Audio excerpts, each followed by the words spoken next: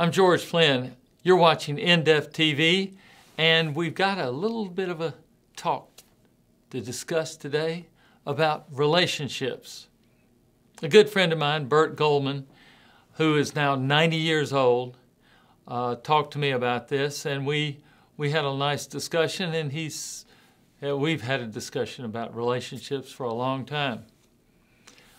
You know, there have been all kind of books out, tapes, back when there were cassette tapes, reel-to-reel tapes, DVDs, videos, YouTube, Instagram, Facebook, all kind of seminars and psychologists and workshops and weekend intensives, all about relationships. And sometimes they'll pick a very, very small part of the process of relationships and really magnify it over a week's time, or maybe a month's time, or weekend after weekend. So let's talk about relationships, the basic things.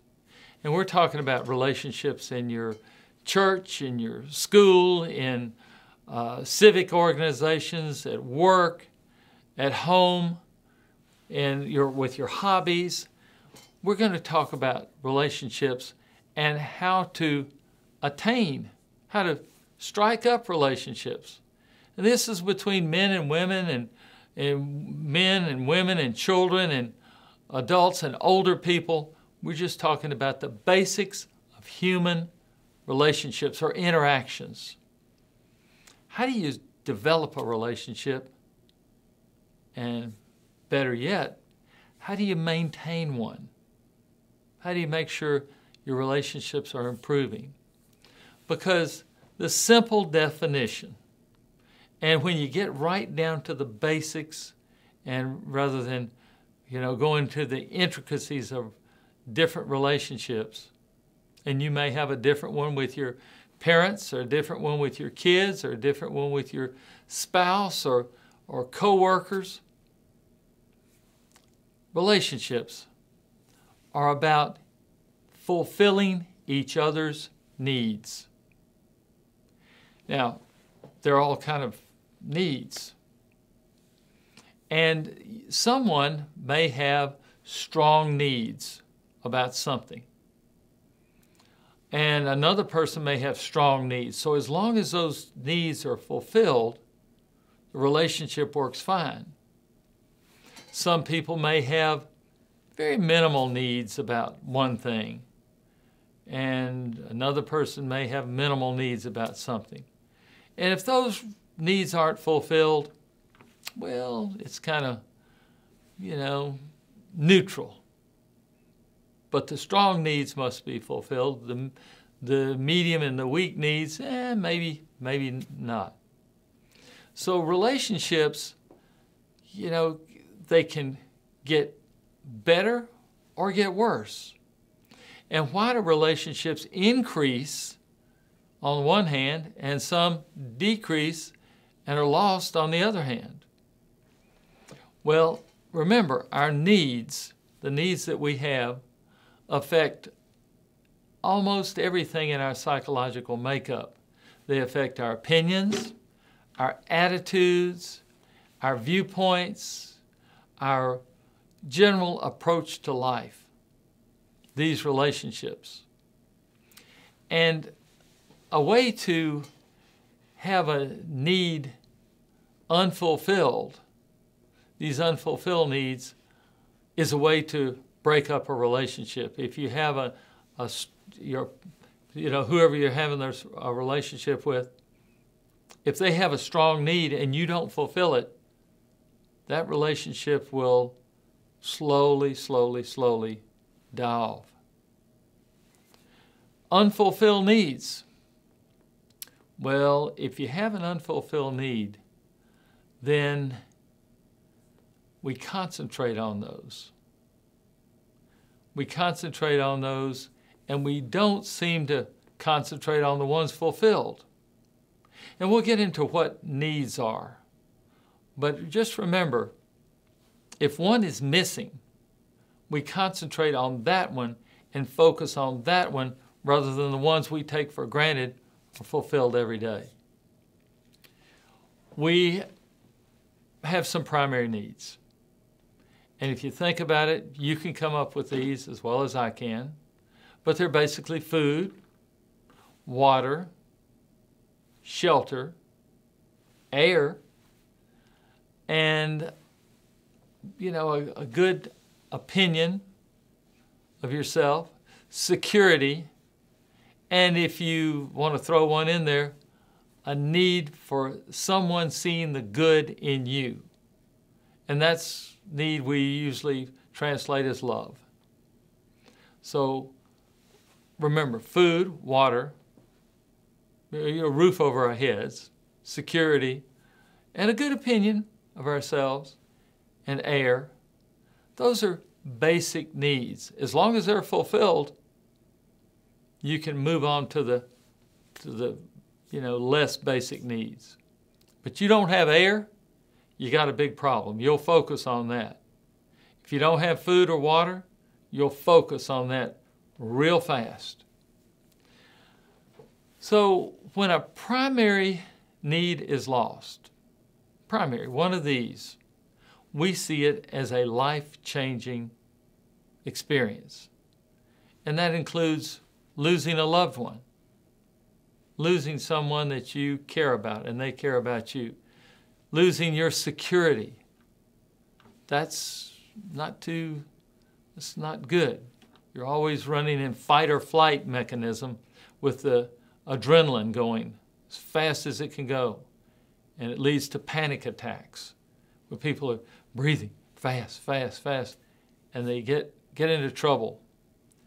You lose food and water, that's tough. You can live without food for a few days. You can't live without water very long, and you can't live without air very long at all. So we see loss of primary needs as a real life-changing experience. And we will do almost anything to get those primary needs met. Now, let's look at infants. A baby. What does a baby need? What does it really need? A baby needs food, water, warmth, don't want it to freeze, security, and love. Now, some people say, well, love really isn't in there. A normal infant needs to have love. And I know what you're saying. They need to have their diapers changed. That's not a need, that's a little bit further on up, but basic needs of an infant. Now, an adult needs these basic needs, and they're assumed. The basic needs, they assume, I'm going to get these. Now I'm going to move up in the hierarchy of needs. And so I want to have love. I need love. We hear so many songs, I need love. And that becomes an adult need. An adults need self-esteem. They need to think good of themselves. They don't need to think bad of themselves, so they'll go with people around that think good of them. And if you really get down to it, if teenagers and young adults don't have someone that helps them boost their self-esteem or have good self-esteem, some of them elect to join social groups. And these social groups usually are very accepting, and you're part of a group, you're part of a team, and you're valued. Some of these social groups are called gangs. And so we've got to look out for these needs. These become very important. So we take the basic needs for granted, and then comes love, and we need to procreate. We need to have reproduction, so that's just one of the basic human instincts, and we need to have self-esteem. understand these needs are emotional, not physical. These are emotional needs. So these needs come in here. So once these needs are sort of met, the ante goes up, as they say. We need to have the basic needs, then the adult needs, and then we have a little positive we're going to add to it. What do we need? Well, you've heard all the songs about it. You need money. And that song, Money, That's What I Want, It doesn't say that's what I need, but money, that's what I want. So these are on up there. You need money.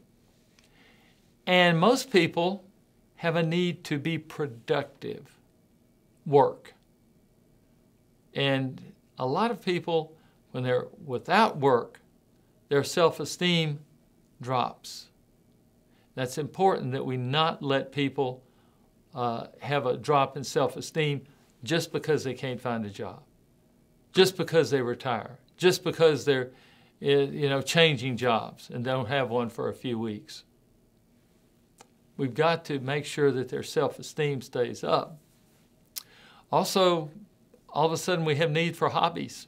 Some people have real hobbies. And we have a need for vacation. Oh, I need my time off. I need to have a vacation. A vacation is just, I'm going to work all year for that, to fulfill that need for vacation.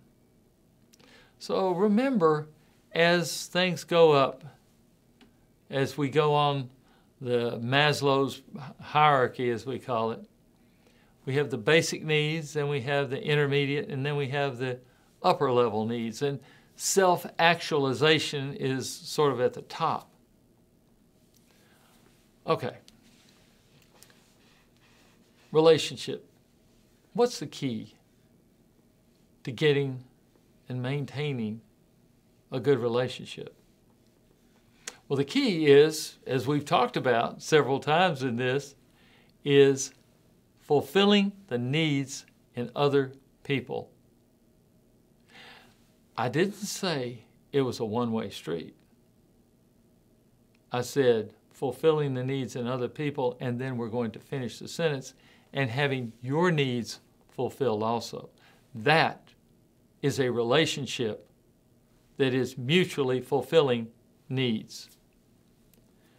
And I urge you to look at your needs, to look and see what they are, and find out what the other people need. And you say, well, how do you find out?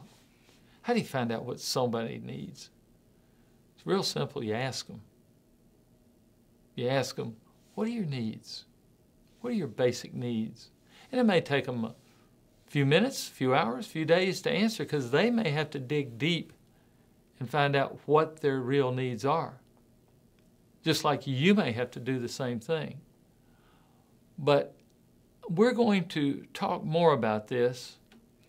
In part 2, we're going to talk about how to have a better relationship.